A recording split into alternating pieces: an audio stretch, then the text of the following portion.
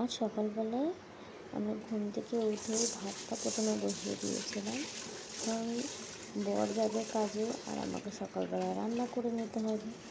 ওই জন্য আগে ভাতটা বসিয়ে দিয়েছিলাম। মাছগুলোকেও ফ্রিজ থেকে বের করে রেখেছিলাম আমি ওই জন্য। তারপর ভাতটা বসিয়ে দিয়ে আমি মাছগুলোকে ভেজে নিয়েছিলাম।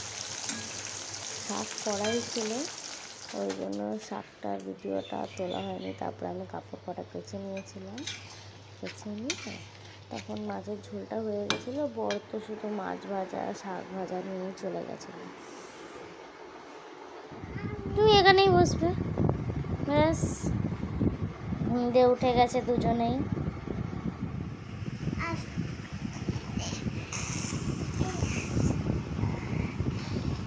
হয়েছে?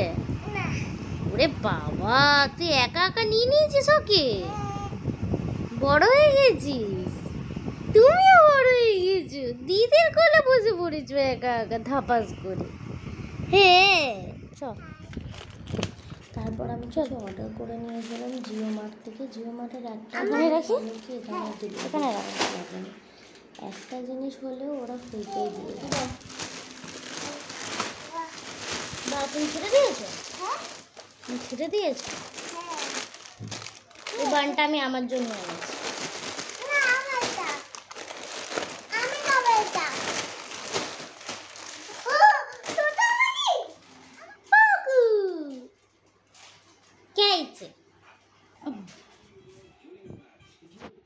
তারপর বাচ্চাদেরকে স্নান টান করিয়ে খাইয়ে দাইয়ে করে নিয়েছিলাম সব কাজ। আর ওইগুলো গেটে করা হয়নি, কারণ আমার মেয়ে আমার ফোনটাকেই অফ করে রেখেছিল। আমারও খাওয়া হয়ে গেছিলো। তারপরে ও আমার চুলের মধ্যে কী সব লাগাচ্ছিলো, জল ফল। আমার তো ঘুম পাচ্ছিলো, ওই জন্য আমি কিচ্ছু করিনি ওকে। আমি বললাম ঠিক আছে কর, কারণ ও এরকম করে আমার খুব ভালো লাগে। আমি ঘুমিয়ে পড়ি। ওপর দিয়ে আমার এই পুটকেটা কী খেলছিল একা একা আমি জানি না।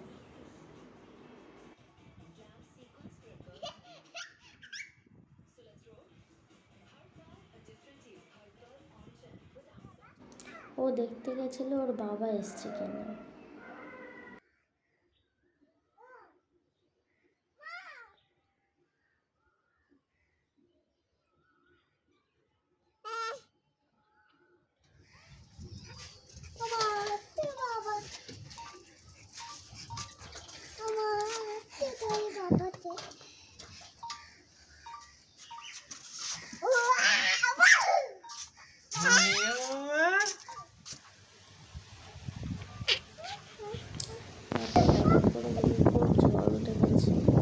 বৃষ্টিও হয়েছিল ভালো।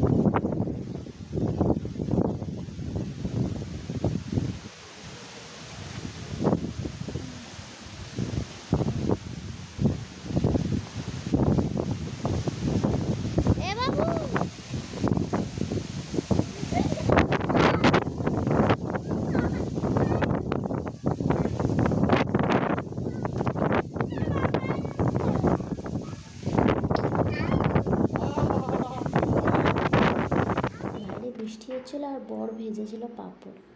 বৃষ্টির সময় পাঁপড় ভাজা খেতে খুব ভালো লাগে। তারপর ওয়ার্মের থেকে খাবার অর্ডার করা হয়েছিল, ওটাই খেয়ে নিয়েছিলাম। ব্যাস, রাতের ডিনার, দ্যাটস ইট।